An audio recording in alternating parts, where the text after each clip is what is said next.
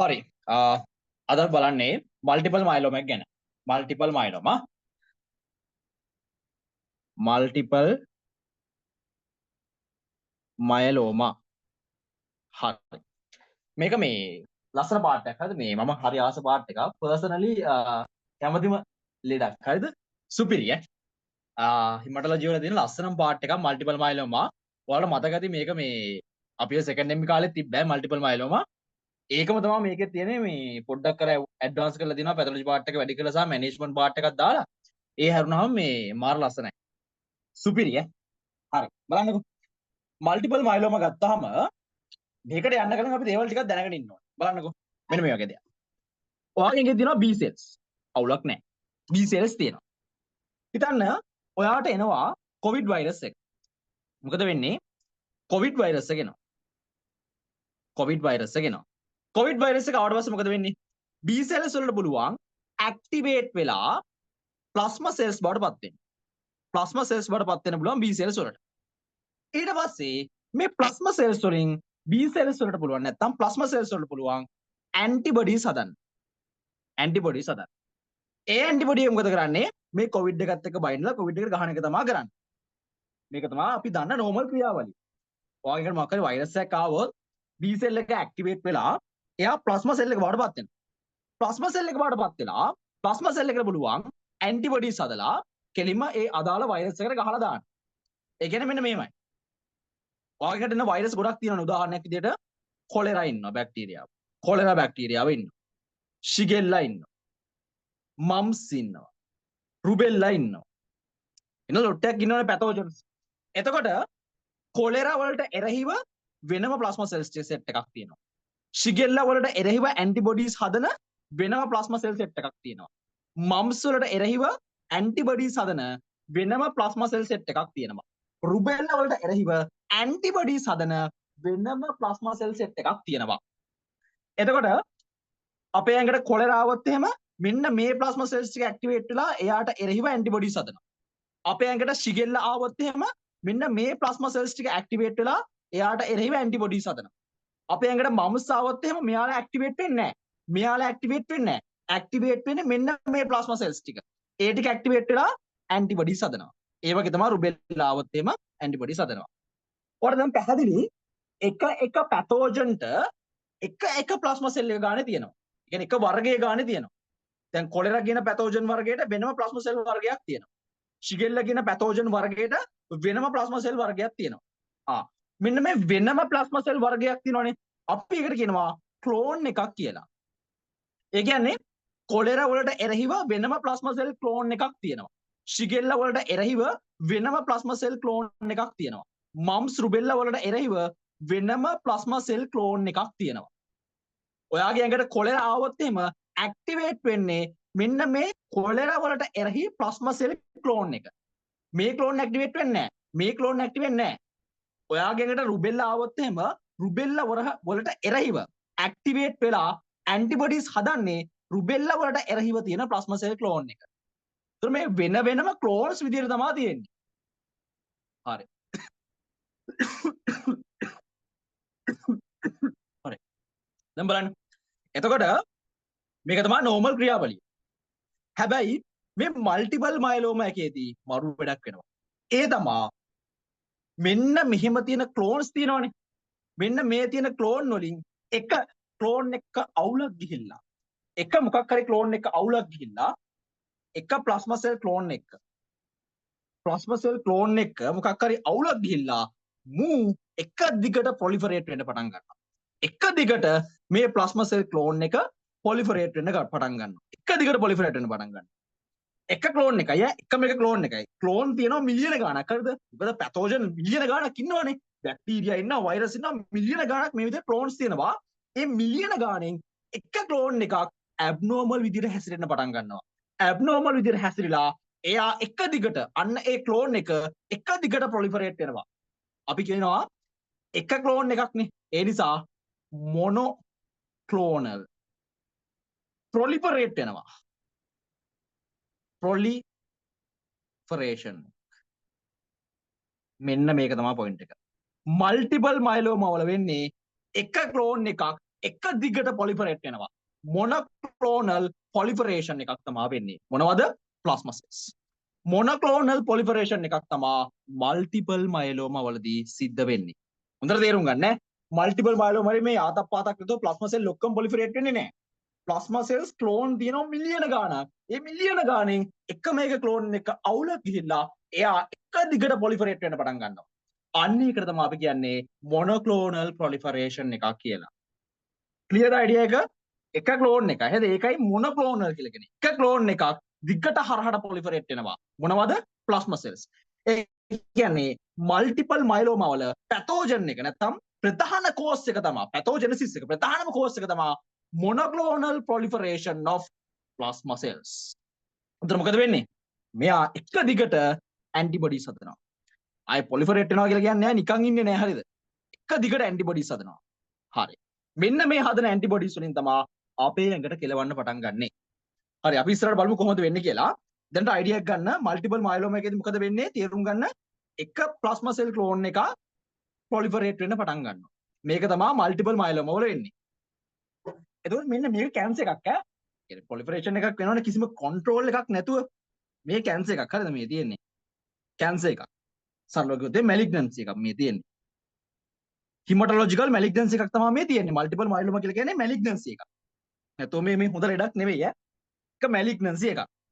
එතකොට ඔයාලා දන්නවා සමහර මැලිග්නන්සි නැත්නම් බහුතරයක් මැලිග්නන්සි වල ප්‍රිකර්ස් එකක් තියෙනවා. ප්‍රිකර්ස්. එතකොට මේ මල්ටිපල් මොන ගත්තත් මේ ප්‍රිකර්සර් එකක් තියෙනවා. කියන්නේ සමහර මැලිග්නන්ට් ප්‍රිකර්සර්ස් තියෙනවා. කියන්නේ උදාහරණයක් විදිහට හෙපටසෙලුලර් කාසිනෝම එකක් ගන්නකො. හෙපටසෙලුලර් කාසිනෝම එක නිකන් හැදෙන්නේ නැහනේ. හෙපටසෙලුලර් කාසිනෝම එකේ ප්‍රිකර්සර් එක තමයි හෙපටසෙලුලර් ඇඩිනෝම. හෙපටසෙලුලර් ඇඩිනෝම එක හැදිලා කාලයක් ගියාට පස්සේ තමයි හෙපටසෙලුලර් කාසිනෝම බවට පත් වෙන්නේ. අන්න ඒ වගේ තමයි මෙන්න මේ අපි කතා කරන මේකටත් මේ මල්ටිපල් මයලෝමා කියන මැලිග්නන්සි එකටත් මේක මැලිග්නන්සි එකක්නේ. මේ මැලිග්නන්සි එකටත් ප්‍රිකර්සර් ලීෂන් එකක් තියෙනවා. මේ ප්‍රිකර්සර් ලීෂන් එක නමක් කියනවා. ඒ තමයි MGUS. MGUS. මේක දිග නම තමයි මොනොක්ලෝනල් ගැමාපති of undetermined significant. Undetermined significant. එතකොට ඇත්තට මේ ක්ලෝන් එකක් මෙහෙම පොලිෆරේට් වෙන්න හේතුව ජෙනෙටික් මියුටේෂන්ස්. මේක ඇතුළේ ජෙනෙටික් මියුටේෂන්ස් එනවා. එතකොට ජෙනෙටික් මියුටේෂන් පොඩ්ඩක් වුණාම කියන්නේ නොසැලකිය හැකි ප්‍රමාණයෙන් ජෙනෙටික් මියුටේෂන් ප්‍රමාණයක් වුණොත් මෙන්න මේ ප්‍රිකර්සර් ලීෂන් එක බාටපත් වෙනවා. MGUS කියන තත්ත්වයටපත් වෙනවා. ඒ කියන්නේ මොනොක්ලෝනල් ගැමාපති of undetermined significant. මේ තත්ත්වයටපත් වෙනවා. මේක බිනයින් හරිද? මේක අවුලක් නෑ. මේක බිනයින් කන්ඩිෂන්. බිනයින් කන්ඩිෂන් එක. මෙතනදි ජෙනෙටික් මියුටේෂන්ස් වෙලා තියෙන්නේ හැබැයි ඒක මැලිග්නන්ට් තරම් අර මහා විශාල ප්‍රමාණයෙන් පොලිෆරේට් වෙන එකක් නෙවෙයි. පොඩ්ඩක් පොලිෆරේට් වෙන එක අවුලක් නෑ. මෙන්න මේ අවස්ථාව. හරිද? මේක බිනයින්. මේක බිනයින් අවස්ථාව. හැබැයි මෙතන ඉඳන් ජෙනෙටික් මියුටේෂන් ටික තව එන්න ජෙනෙටික් මියුටේෂන්ස් වුණොත් එහෙම. තව ජෙනෙටික් මියුටේෂන්ස් වෙනවා. මෙතන පොඩි ජෙනෙටික් මියුටේෂන්ස් එකක් තියෙනවා. හැබැයි තව දුරටත් ජෙනෙටික් මියුටේෂන් වෙන්න පටන් ගත්තොත් එහෙම ඒ තත්ත්වයට කියනවා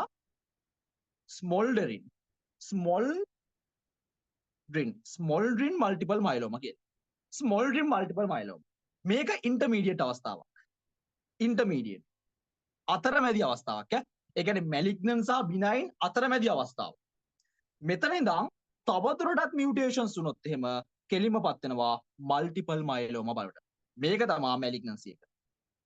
මැලිග්නන්සි එක මේ තියෙන්නේ. ඒතර බලන්න මේක නිකන් ලස්සන ගලා යාමක් තියෙන්නේ. මල්ටිපල් මයලෝමා කියන්නේ මම කිව්වා මැලිග්නන්සි එක.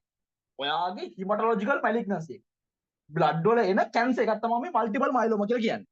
ඒතර මල්ටිපල් මයලෝමා වල අර සමහර කාසිනෝමා වල තියෙනවා වගේ ප්‍රිකර්සර් ලීෂන් එකක් තියෙනවා. උදාහරණයක් විදිහට හෙපටසෙලුලර් කාසිනෝමා එක එන්නේ හෙපටසෙලුලර් ඇඩිනෝමා එකකින්. ඒ වගේ මෙන්න මේ මල්ටිපල් මයලෝමා කියන එකේ ප්‍රිකර්සර් ලීෂන් එකක් තියෙනවා. ඒක බිනයින්. ඒ ප්‍රිකර්සර් ලීෂන් එක තමයි මොනොක්ලෝනල් ගැමාපති of undetermined significant. මේක බිනයින් කන්ඩිෂන් එකක්. මෙතන ජෙනෙටික් මියුටේෂන්ස් තියෙනවා. හැබැයි ඒක ලොකු පවර්ෆුල් ජෙනෙටික් මියුටේෂන්ස් නෙවෙයි. හරි. මෙයාගේ තියෙන ජෙනෙටික් මියුටේෂන්ස් ටික තව වැඩි වෙනවා. වැඩි වුණාට පස්සේ ඉන්ටර්මීඩියට් අවස්ථාවකටපත් වෙනවා. කියන්නේ මෙයාට බිනයින් ෆීචර්ස් උත් තියෙනවා, මැලිග්නන්ට් ෆීචර්ස් උත් තියෙනවා. මේකට කියනවා ස්මෝල්ඩරින් මල්ටිපල් මයලෝමා කියලා. ස්මෝල්ඩරින් මල්ටිපල් මයලෝමා එකේ ඉඳන් තවදුරටත් ජෙනටික් මියුටේෂන්ස් වෙනවා. තවදුරටත් ජෙනටික් මියුටේෂන් වුණාට පස්සේ ඒකපත් වෙනවා මල්ටිපල් මයලෝමා බවට. මේ කියන්නේ මැලිග්නන්ට් ස්ටේජ් එක. ඒක සාමාන්‍යව මල්ටිපල් මයලෝමා වලට ජෙනටික් මියුටේෂන්ස් වෙනවා කියවනේ. එකක් තමයි ට්‍රයිසොමි. ට්‍රයිසොමි කියන ක්‍රෝමෝසෝමල් මේ ජෙනටික් ලීෂන් එක නිසා මල්ටිපල් මයලෝමා හැදෙන්න පුළුවන්. තව හේතුවක් තමයි ට්‍රාන්ස්ලොකේෂන්. ට්‍රාන්ස්ලොකේෂන්. ක්‍රෝමෝසෝමල් ට්‍රාන්ස්ලොකේෂන්. ක්‍රෝමෝසෝමල් ට්‍රාන්ස්ලොකේෂන් එක නිසා මල්ටිපල් මයලෝමා හැදෙන්න පුළුවන්. ප්‍රධාන වශයෙන් 14 වෙනි ක්‍රෝමෝසෝම් එකට තමයි කෙලවෙන්නේ. මේ ට්‍රාන්ස්ලොකේෂන් එක ප්‍රධාන වශයෙන්ම සිද්ධ වෙන්නේ 14 වෙනි ක්‍රෝමෝසෝම් එකේ. හරි මේ ටික තමයි දැනගන්න ඕනේ ඈ. හරි මගෙත් එක්ක කියන බලන්න. මල්ටිපල් මයලෝමා කියන්නේ මොකද්ද? මැලිග්නන්සි එකක්. ඒකෙදි මොකද වෙන්නේ? අර ප්ලාස්මා සෙල් ක්ලෝන් ගොඩාක් තියෙනවනේ. ඒ තියෙන ගොඩාක් ප්ලාස්මා සෙල් ක්ලෝන් වලින් එකම එක ප්ලාස්මා සෙල් ක්ලෝන් එකක් පට්ට විදිහට පොලිෆරේට් වෙන්න පටන් ගන්නවා. ඒ නිසා අපි එකට කියනවා මොනොක්ලෝනල්. මොකද එක ක්ලෝන් එකයි තියෙන්නේ. මොනොක්ලෝනල් proliferation of plasma cells කියලා. මේක මැලිග්නන්සි එකක්. ඒතර මේ මැලිග්නන්සි එකට තියෙනවා ප්‍රිකර්සර් ලීෂන් එකක්. මේ ප්‍රිකර්සර් ලීෂන් එක තමයි MGUS monoclonal gammopathy of undetermined significance. ඒකපත් වෙනවා ස්මෝල්ඩරින් මල්ටිපල් මයලෝමා බවට. ඒකපත් වෙනවා මල්ටිපල් මයලෝමා වලට. ඒතර මල්ටිපල් මයලෝමා වලට ජෙනටික් මියුටේෂන්ස් මම වෙනවා කිව්වා.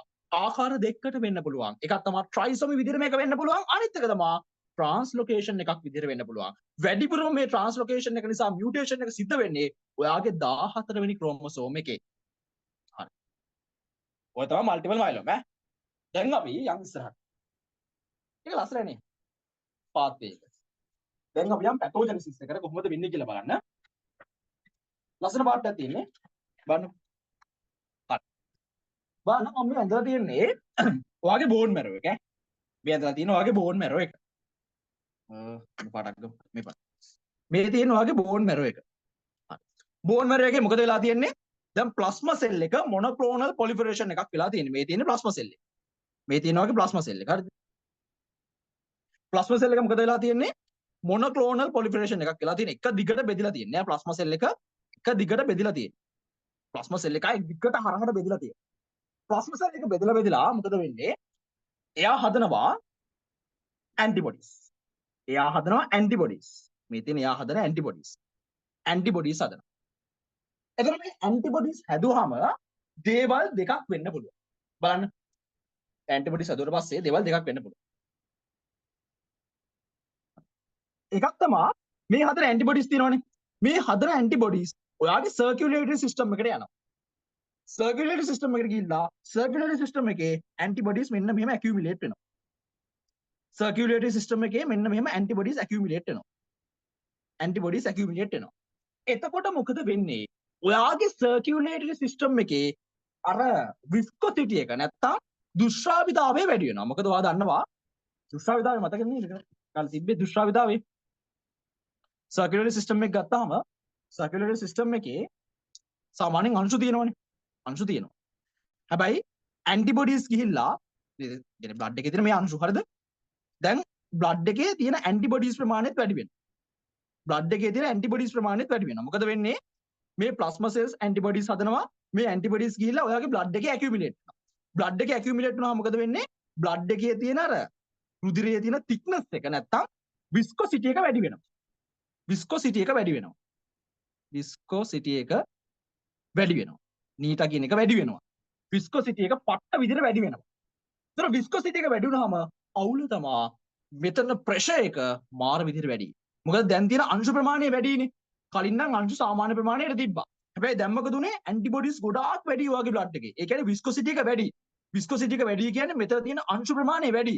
අංශු ප්‍රමාණය වැඩි කියලා කියන්නේ එයා බිත්තියත් එක්ක සිද්ධ වෙන ඝට්ටන ප්‍රමාණය වැඩි. ඝට්ටන ප්‍රමාණය වැඩි කියලා කියන්නේ මෙතන මාර ප්‍රෙෂර් එකක් බිල්ඩ් වෙනවා. සාමාන්‍යයෙන් මෙතන තියෙන හයිඩ්‍රෝස්ටැටික් ප්‍රෙෂර් එක. හයිඩ්‍රෝස්ටැටික් ප්‍රෙෂර් එක පට්ට විදිහට වැඩි. එතකොට මොකද වෙන්නේ? මේ බිත්ති පුපුරන්න ගන්නවා. මේ බිත්ති පුපුරලා කෙලින්ම හිමොරේජස් වෙන්න පටන් ගන්නවා. බ්ලීඩින් වෙන්න පටන් ගන්නවා. ඔයාලා මතක ඇති අර පුංචි කැපිලරිස් වල මෙන්න මේ ප්‍රශ්නේ වුණාම මොකද වෙන්නේ? පුංචි කැපිලරිස් පුපුරනවා. ප්‍රධාන වශයෙන් මේක බලපාන්නේ එන්ඩ් ආටරිස් වලට. ප්‍රධාන වශයෙන්ම මේක බලපාන්නේ එන්ඩ් ආටරිස් වලට. මොකද එන්ඩ් ආටරිස් වල ආයේ ආටරි එකක් රප්චර් වුණා කියලා කියන්නේ එතනින් එහාට ඒ ටිෂුව එකට සප්ලයි කරන්න කවුරුත් නැහැ. ඒතකොට ටිෂුව එක එලිම මැරෙනවා. නිසා විස්කොසිටි එක වැඩි වුණාට පස්සේ ප්‍රධාන වශයෙන්ම එන්ඩ් ආර්ටරිස් වල තමයි කෙලවෙන්න පටන් ගන්න. මොකද එන්ඩ් ආර්ටරි එකක් පුපුරවුවා කියලා කියන්නේ. එතනින් එහාට ඉවරයි. ටිෂු එක ගොඩ ගන්න බෑ. හරි. ක්ලියර් අයිඩියා එක නේ. මොකද වෙන්නේ? ඇන්ටිබොඩිස් මොකද වෙන්නේ? එයා හදන ඇන්ටිබොඩිස් ටික කෙලින්ම බ්ලඩ් වල ඇකියුමුලේට් වෙනවා. බ්ලඩ් වල ඇකියුමුලේට් වෙනකොට බ්ලඩ් වල තියෙන thickness එක නැත්තම් විස්කොසිටි එක දුෂ්ටාවිතාවය වාර විදිහට වැඩි වෙනවා. මොකද අංශ ප්‍රමාණය වැඩිනේ. අංශ ප්‍රමාණය වැඩි නිසා විස්කොසිටි එක වැඩි. විස්කොසිටි එක වැඩි කියලා කියන්නේ අංශ ප්‍රමාණය වැඩි. අංශ ප්‍රමාණය වැඩි කියලා කියන්නේ මේ බිත්තියත් එක්ක සිද්ධ වෙන ඝට්ටන ප්‍රමාණය වැඩි. ඝට්ටන ප්‍රමාණය වැඩි කියලා කියන්නේ කැපිලරි හයිඩ්‍රෝස්ටැටික් ප්‍රෙෂර් එක මාර විදිහට වැඩි. කැපිලරි හයිඩ්‍රෝස්ටැටික් ප්‍රෙෂර් එක වැඩි වුණා කියලා කියන්නේ එක අවස්ථාවක පුංචි පුංචි කැපිලරිස් රප්චර් වෙන්න පුළුවන්. පුංචි පුංචි කැපිලරිස් රප්චර් වුණා කියලා කියන්නේ හියුමොරේජස් වෙන්න පුළුවන්. මේක භයානකම දේ තමයි මේක එන් ආටරි එක වුණොත් එහෙම කෙලින්ම ටිෂු එක මැරෙනවා. ආයෙ ගොඩ ගන්න බෑ. හරි. එක අවුලක් තමයි විස්කොසිටි එක වැඩි වෙන එක. අපි මේකට කියනවා හයිපර් විස්කොසිටි. හයි ස්පෙලිං නම් අවුල් තිය. හයිපර් විස්කොසිටි සින්ඩ්‍රෝම් කියලා. හයිපර් විස්කොසිටි සින්ඩ්‍රෝම් කියලා කියනවා. මොකද බ්ලඩ් වල thickness එක වැඩි වෙනවා. හරිද? දුෂ්ටාවිතාවය වැඩි වෙනවා. හයිපර් විස්කොසිටි සින්ඩ්‍රෝම් එක. එන්න අනිත් පැත්තට. මේ ඇන්ටිබොඩිස් වැඩි වෙනවනේ. ඇන්ටිබොඩිස් වැඩි වෙනකොට ඔයාලට මතක ඇති ඇන්ටිබොඩි එක ස්ට්‍රක්චර් එක. මෙන්න මෙහෙමනේ තියෙන්නේ. මෙන්න මෙහෙම තමයි ඇන්ටිබොඩි එකේ ස්ට්‍රක්චර් එක තියෙන්නේ. මෙන්න මෙහෙම තමයි ඇන්ටිබොඩි එකේ ස්ට්‍රක්චර් එක තියෙන්නේ. ඒතර මේ ඇන්ටිබොඩි එකේ ස්ට්‍රක්චර් එකේ ප්‍රධාන කොටස් දෙකයි. එකක් තමයි හෙවි චේන්ස්. එකක් තමයි හෙවි චේන්ස්. මේ තියෙන්නේ. මෙන්න මේ පාර්ට් එකට කියනවා හෙවි චේන් එක කියලා. හෙවි චේන් එක. මේකේ ස්කන්ධය සාපේක්ෂව වැඩි. මෙන්න මේ පුංචි පාර්ට් එක තියෙනවානේ. මේ පුංචි පාර්ට් එකට කියනවා ලයිට් චේන් කියලා. Heavy chain and light chain. ඒකට මතක ඇති හෙවි චේන් එකයි ලයිට් චේන් එකයි මෙන්න මෙහෙම සල්ෆයිඩ් බොන්ඩ්ස් වලින් තමයි කියන්නේ මේ ලයිට් චේන් එක දිනවනේ. ලයිට් චේන් එක හෙවි චේන් එකත් එක්ක සෙට් වෙලා තියෙන්නේ මෙන්න මේ වගේ සල්ෆයිඩ් බොන්ඩ්ස් වලින් තමයි සෙට් වෙලා තියෙන්නේ. මෙන්න මෙහෙම සල්ෆයිඩ් බොන්ඩ්ස් වලින් තමයි ලයිට් චේන් එක හෙවි චේන් එකත් එක්ක සෙට් වෙලා ඉන්නේ. එතකොට මෙන්න මෙහෙමයි. සාමාන්‍යයෙන් ඇන්ටිබොඩිස් වැඩි කාලයක් අපේ ඇඟ ආසේ තිබ්බොත් එහෙම මෙන්න මේ බන්ධන කැඩෙනවා. මේ සල්ෆයිඩ් බොන්ඩ්ස් කැඩෙනවා. හරිද? මේ සල්ෆර් බන්ධන දුර්වලයින් සාපේක්ෂව මේවා කැඩෙනවා. කැඩෙනකොට මොකද වෙන්නේ? මේ ලයිට් චේන්ස් ටික ගැලවිලා එළියට එනවා. මේ ලයිට් චේන්ස් ටික ගැලවිලා එළියට එනවා. මේ ලයිට් චේන් එක ගැලවිලා එළියට එනවා. මොකද වෙන්නේ? ඇන්ටිබොඩි එකේ තියෙනවා හෙවි චේන් එකයි ලයිට් චේන් එකයි හෙවි චේන් එකයි ලයිට් චේන් එකයි අතර මැද තියෙන සල්ෆර් බොන්ඩ්ස්. මෙහෙම තමයි තියෙන්නේ. හැබැයි මේ ඇන්ටිබොඩිස් අපේ ඇඟේ වැඩි කාලයක් තිබ්බොත් එහෙම සිද්ධ වෙන්නේ මෙන්න මේ සල්ෆයිඩ් බොන්ඩ්ස් දුර්වල වෙලා විඝටනය වෙනවා. කැඩෙනවා. කැඩෙනකොට මොකද වෙන්නේ? මේ ලයිට් චේන්ස් ටික ගැලවිලා එළියට එනවා. මේ ලයිට් චේන්ස් ටික ගැලවිලා එළියට එනවා.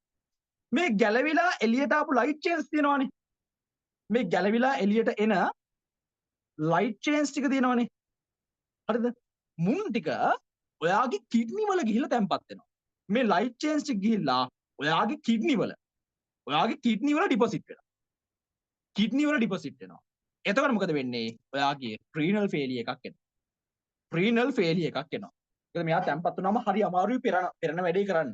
සහ පට්ට විදියට මේ ටිබියුල්ස් එහෙම બ્લોක් වෙනවා. හරිද? රීනල් ටිබියුල්ස් එහෙම બ્લોක් වෙනවා. ඔයාලා මේ රීනල් මොඩියුල් එකේ මේක තිබ්බා. මෙතනදී මම ඒක ලොකුවට පැහැදිලි කරන්න යන්නේ නැහැ. හරිද? මේ CAT 7 එක නිසා CAT 7 එකට අදාළ විතරයි මම පැහැදිලි කරන්නේ. රීනල් මොඩියුල් එකේ මේක තවදුරටත් පැහැදිලි කරනවා මේ කොහොමද ලයිට් චේන්ස් වලින් මේක වෙන්නේ කියලා. කියන්නේ ලයිට් චේන් එක රීනල් වලට ගියාට පස්සේ එතන තියෙනවා හෝස්ෆෝල් කියලා ටෑන් හෝස්ෆෝල් කියලා ප්‍රෝටීන් එකක්. ඒ ප්‍රෝටීන් එකත් එක්ක සෙට් වෙලා මෙයා හදා ගන්නවා බ්ලුයිෂ් ඇමෝෆිරස් මැටීරියල් එකක්. ඒ බ්ලුයිෂ් ඇමෝෆිරස් මැටීරියල් එකට කියනවා කාස්ට් එකක් කියලා. ඒ කාස්ට් එක ගිහලා ටිබියුල්ස් වල තැම්පත් වෙලා ටිබියුල්ස් ඔබ්ස්ට්‍රක්ට් කරනවා. හිර කරනවා. ටිබියුල්ස් ඔබ්ස්ට්‍රක්ට් වුණාම ටිබියුල්ස් ඇතුළේ ප්‍රෙෂර් එක වැඩි වෙනවා. ටිබියුල්ස් ඇතුළේ ප්‍රෙෂර් එක වැඩි වුණාම පස්සේ ටිබියුල් එක රප්චර් වෙනවා. එතකොට මොකද වෙන්නේ? හරියට යූරින් ටික හැදෙන්නේ නැහැ. හරියට පෙරා ගන්න බෑ. එතකොට මොකද වෙන්නේ? පට්ට විදිහට රීනල් ෆේලියර් එකක් එනවා. අපි කියනවා කාස් නෙෆ්‍රොපති එකක් වෙනවා කියලා. ඒ ටික මම මෙතන පැහැදිලි කරන්නේ නැහැ. මොකද මෙතෙන්ට ඒක අවශ්‍ය නැති නිසා. මොකද ඒක CAT 9 එකේ තියෙන එකක්. හරිද? ඒ නිසා මේ මම ඒක පැහැදිලි කරන්නේ නැහැ මෙතන. දැනට ඔලුවට දාගන්න ලයිට් චේන් එක කිඩ්නි වල ගිහිල්ලා මෙන්න මෙහෙම තැම්පත් වුණොත් මොකද වෙන්නේ? රීනල් ෆේලියර් එකක් එනවා. කොහොමද වෙන්නේ? ඒක මම පැහැදිලි කරන්නේ නැහැ. ඒක පැහැදිලි කරන්නේ රීනල් මොඩියුල් එකේ තියෙන්නේ. මෙතන අවශ්‍ය නැති නිසා මම ඒක පැහැදිලි කරන්නේ නැහැ. දැනට ඔලුවට දාගන්න ලයිට් චේන්ස් කිඩ්නි එකේ තැම්පත් වුණාම කිඩ්නි වලට කෙලවෙනවා. ඔක තමයි වෙන්නේ. හරි. ආයෙ මොකද වෙන්නේ? ආයේ මෙන්න මෙහෙම දෙයක් එනවා. මේ ප්ලාස්මා සෙල් එක දිනවනේ. මේ ප්ලාස්මා සෙල් එක මරු හරිද? මුට පුළුවන් සයිටෝකයින් හදන්න. මුට පුළුවන් සයිටෝකයින්ස් හදන්න. පුළුවන් නෑ ප්ලාස්මා සෙල්ස් වල පුළුවන් සයිටෝකයින්ස් හදන්න. සයිටෝකයින්ස්. එක සයිටෝකයින්ස් හදන්න පුළුවන්. මොනවද හදන සයිටෝකයින්ස් අවශ්‍ය නැහැ. ඒව දැනගන්න ඕනේ නැහැ. හරිද? සයිටෝකයින්ස් හදන්න පුළුවන්. මේ සයිටෝකයින්ස් ගිහිල්ලා ඔයාගේ ඉන්නවනේ ඔස්ටියෝක්ලාස්ට් මෙන්න මේ ඔස්ටියෝක්ලාස් ඇක්ටිවේට් කරනවා. ඔස්ටියෝක්ලාස් ඇක්ටිවේට් වුණාම මොකද වෙන්නේ? මෙයා දිගට හරහට මේ බෝන් එක රිසෝප් කරනවා. බෝන් එක ගලවනවා. කෙලිම බෝන් එක රිසෝප් කරලා දානවා. ඒතර බෝන් එක රිසෝප් වෙනකොට මේ දින බෝන් එක රිසෝප් වෙනකොට රුධිරයේ කැල්සියම් ප්‍රමාණය වැඩි වෙනවා. කැල්සියම් ලෙවල් එක වැඩි වෙනවා. අපි කියනවා හයිපර් කැල්සිනීමියා එකක් එනවා කියලා. හයිපර් කැල්සිනීමියා එකක් එනවා. හයිපර් කැල්සිනීමියා එකක් එනවා. ඇයි හේතුව ඔස්ටියෝක්ලාස් ඇක්ටිවේට් වෙනවා. ඔස්ටියෝක්ලාස් ඇක්ටිවේට් වුණාට පස්සේ මොකද වෙන්නේ? එයා සික්‍රිට් يعني එයා ඇක්ටිවේට් වුණාට පස්සේ එයා බෝන් රිසෝප්ෂන් එක කරනවා. මොකද බෝන් ගලවන එක තමයි එයා කරන්නේ. බෝන් රිසෝප්ෂන් එකක් කරනවා. බෝන් රිසෝප්ෂන් එක කරද්දී අපේ බ්ලඩ් වල තියෙන කැල්සියම් ප්‍රමාණය වැඩි වෙනවා. අපි කියනවා හයිපර් කැල්සිනීමියා එකක් වෙනවා කියලා. ඒත් එක්ක තව වැඩක් වෙනවා. ඒක මෙහෙමයි ඈ. ඒක ඔබට පැහැදිලි කරන්න මේ විදිහට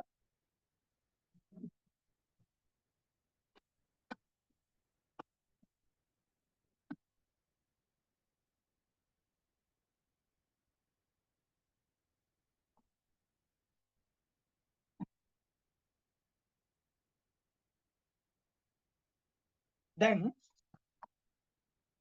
මෙයා මොකද කරන්නේ? බෝන් එක කඩනවා. හරිද? ඔස්ටියෝක්ලාස් මොකද කරන්නේ? බෝන් එක රිසෝප් කරනවා. නැත්නම් සල්ලෝකේ දැන් බෝන් එක කඩනවානේ. බෝන් එක කඩන නිසා මොකද වෙන්නේ? ඔස්ටියෝලිටික් බෝන් ලීෂන් එකක් සිද්ධ වෙනවා. ඔස්ටියෝලිටික් බෝන් ලීෂන් එකක් සිද්ධ වෙනවා. ඔස්ටියෝලිටික් බෝන් ලීෂන් එක. මොකද මෙයා කරන්නේ බෝන් එක කඩන එක කරන්නේ සම්පූර්ණ. බෝන් එක කඩනවා. බෝන් එක කඩද්දි එකක් තමයි කැල්සියම් වැඩි වෙනවා අපේ බ්ලඩ් වල තියෙන. මොකද කැල්සියම් රිලීස් වෙනවා බ්ලඩ් වලට. ඒ නිසා හයිපර්කැල්සිනිමියක් එනවා. අවුලක් නැහැ. අනිත් දේ තමයි මේ ඔස්ටියෝලිටික් බෝන් ලීෂන් එකක් වෙද්දි මෙන්න මේ වගේ දෙයක් වෙනවා. බලන්නකෝ. මොකද තියාගන්න මල්ටිපල් මයලෝමා එකදී ප්‍රධාන වශයෙන් ඔස්ටියෝලිටික් බෝන් ලීෂන් එක සිද්ධ වෙන්නේ වර්ටිබල් බොඩීස් වල. ප්‍රධාන වශයෙන්ම ඔස්ටියෝලිටික් බෝන් ලීෂන් එක සිද්ධ වෙන්නේ වර්ටිබල් බොඩීස් වල. හරි. මේ තියෙන වගේ වර්ටිබ්‍රා ටික. වර්ටිබ්‍රා ටික තමයි තියෙන්නේ. වර්ටිබ්‍රා වලට පිටිපස්සෙන් තියෙනවා මොකද්ද? වාගේ ස්පයිනල් කෝඩ් එක. වර්ටිබ්‍රා වලට පොස්ටීරියර්ලි තියෙනවා වාගේ ස්පයිනල් කෝඩ් එක. දැන් මෙන්න මේ වගේ දෙයක් වෙන්නේ. ඔස්ටියෝලිටික් බෝන් ලීෂන් එකක් සිද්ධ වෙනකොට මොකද වෙන්නේ?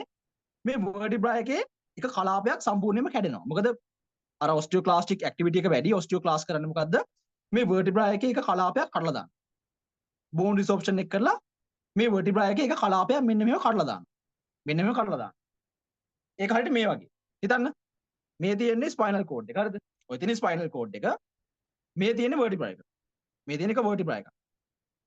හිතන්න මේ තියෙන එක වර්ටිබ්‍රා එකක් කියලා. හරිද? මේ තියෙන එක වර්ටිබ්‍රා එකක්. මේ තියෙන එක වර්ටිබ්‍රා එකක්. එතන මොකද වෙන්නේ?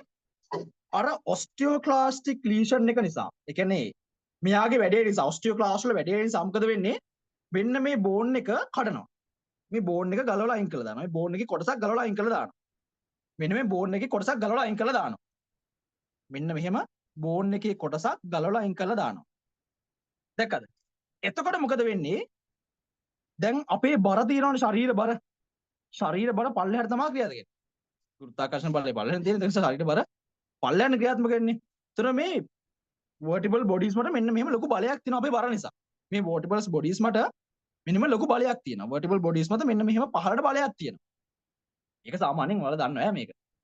පල්ලෙහාට බලයක් තියෙනවානේ. මේ බර දරාගෙන තමයි මේ වර්ටිබල් බොඩීස් ඉන්නේ. එතකොට මොකද වෙන්නේ? මෙන්න මෙහෙම එක තැනක ලීෂන් එකක් සිද්ධ වුණොත් මේ එක තැනක බෝන් කලාපයක් සම්පූර්ණයෙන්ම නැති වුණොත් එහෙම මේ පැත්ත අන්ස්ටේබල්. පැහැදිලි නේ? එතකොට මෙන්න මෙහෙම එක පළාතක් මේක නැති වෙලා ගියොත් එහෙම එක කෑල්ලක් මේ පැත්ත නැති වෙලා ගියොත් එහෙම මේ පැත්තෙන් එන බලවලට එරහිව මේ බෝන් එකට ඉන්න අමාරුයි. මේ පැත්ත අන්ස්ටේබල්. එතකොට මොකද වෙන්නේ? මේ බෝන් එක මෙන්න මෙහෙම නැමෙන්න බලනවා.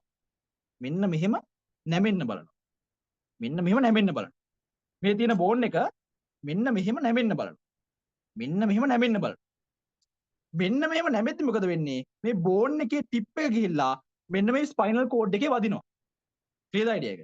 ක්ලියර් එක හරි නෑ. හරිද? පැහැදිලි කරන් තිබ්බා. මේ මොකද වෙන්නේ? මෙන්න මෙහෙම තියෙන බෝන් එකේ දැන් උඩ ඉඳන් බල තියෙනවනේ. සාමාන්‍ය normal vertebral body එකක් මේ බල ටික දරාගෙන ඉන්නවා. හරි normal vertebral body එකක් මේ බල ටික දරාගෙන ඉන්නවා. මොකද අවුලක් නැහැ. හැබැයි දැන් මොකද වෙලා තියෙන්නේ? මෙන්න මේ පැත්ත නැහැ දැන් මෙයාගේ. මේ පැත්ත නැහැ. මේ පැත්ත නැහැ කියලා කියන්නේ මේ හරි unstable. ඒතර මේ බෝන් එක මෙන්න මේ විදිහට නැමෙන්න පටන් ගන්නවා. මේ තියෙන බෝන් එක මෙන්න මෙහෙම නැමෙන්න පටන් ගන්නවා. සරල කිව්වොත් මේ තියෙන බෝන් එක මෙන්න මෙහෙම නැමෙන්න පටන් ගන්නවා. හොඳට තිබ්බ බෝන් එක මෙන්න මෙහෙම නැමෙන්න පටන් ගන්නවා. නැමෙද්දී එයාගේ පිටිපස්සේ ඉන්න vertebral body ස්පයිනල් කෝඩ් එක දිනවනේ. ස්පයිනල් කෝඩ් එක ගිල කම්ප්‍රෙස් කරනවා. මෙයා නැමෙද්දී එයා පිටිපස්සේ ඉන්න ස්පයිනල් කෝඩ් එක කම්ප්‍රෙස් වෙනවා.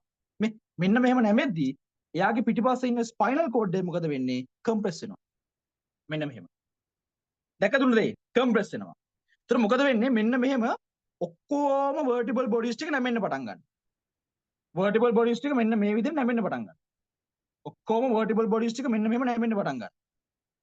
මොකද ඉස්සරහා කැඩිලා තියෙන්නේ බර නිසා නැමෙන්න පටන් ගන්නවා. නැමෙන්න පටන් ගන්නකොට මොකද වෙන්නේ? ඔයාගේ ස්පයිනල් කෝඩ් එක තියෙනවා. මෙන්න මෙහෙම ස්පයිනල් කෝඩ් එක කම්ප්‍රෙස් වෙනවා. ස්පයිනල් කෝඩ් එක කම්ප්‍රෙස් වෙන්න පටන් ගන්නවා. තේරෙනවනේ අයිඩියා එක? ක්ලියර්නේ? මම හිතනවා තේරෙන්නේ නැති කියලා.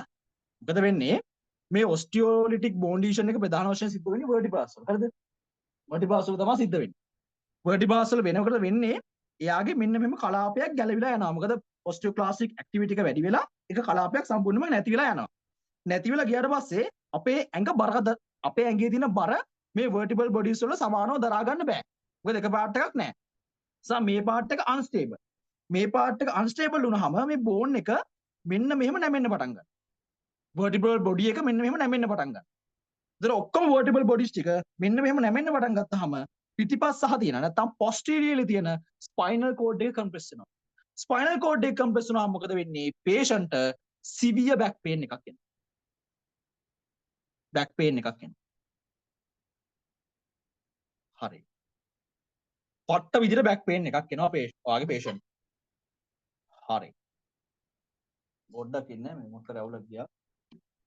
මම මේ වීඩියෝ එක දෙකට කල්ලා කරන්නම් ඈ. මම මේ YouTube පැකේජ් එකක් ගත්තා. YouTube පැකේජ් එක දැන් ඉවරයි කියලා දාලා දෙනවා. පොඩ්ඩක් ඉන්න මම දාන්න පොඩ්ඩක් ඉන්න.